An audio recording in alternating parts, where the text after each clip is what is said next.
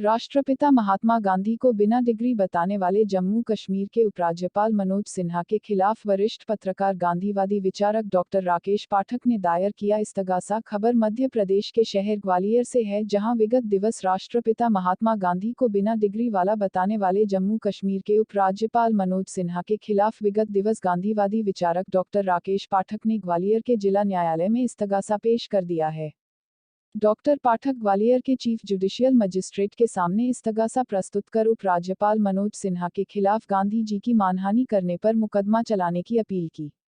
अब इस मामले में अगली सुनवाई 21 जून को होगी, जिसमें ये तय होगा ये मामला ग्वालियर में चलाने योग्य है या नहीं।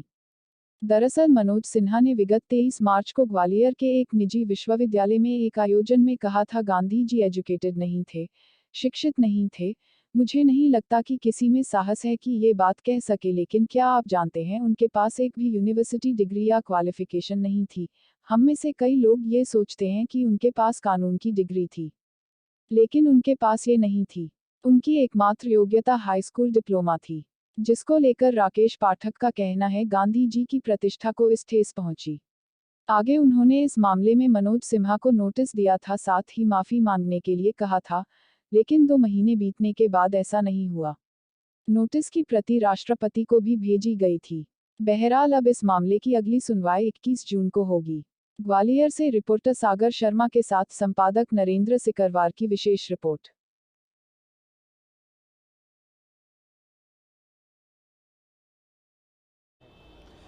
देखिए, आपको याद होगा कि ITM विश्वविद्यालय ग्वालियर में जम्मू कश्मीर के उपराज्यपाल लेफ्टिनेंट गवर्नर मनोज सिन्हा जी ने एक आयोजन में अपने संबोधन में कहा था कि महात्मा गांधी के पास कोई डिग्री नहीं थी। हमारे राष्ट्रपिता बिना डिग्री के वकालत कर रहे थे। उन्होंने यहाँ तक कहा था कि पढ़े लिखे लोगों को भ्रम है कि गांधी जी के पास कोई डिग्री थी। मैंने इसे राष्ट्रपिता का अपमान माना। मैं गांधी मार्ग पर चलने वाला एक साधारण पथिक हूँ।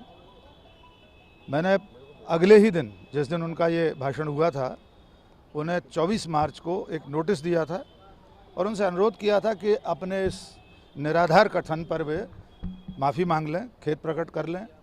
उसकी प्रतिलिपि जो कानूनी नोटिस था महामहिम राष्ट्रपति महोदय को भी दी थी, क्योंकि राष्ट्रपति राज्यपाल के नियोक्ता होते हैं, राज्यपाल और उपराज्यपाल के। मैंने उनसे कहा था, उन्होंने दस्तावेजी प्रमाण के साथ उन्हें बताया था, और ये मेरे बताने की ज़रूरत नहीं है, सारी दुनिया जानती है कि गांधी जी बैरिस्टर थे। लंदन से, इनर टेम्पल से उन्होंने कानून की पढ़ाई की थी।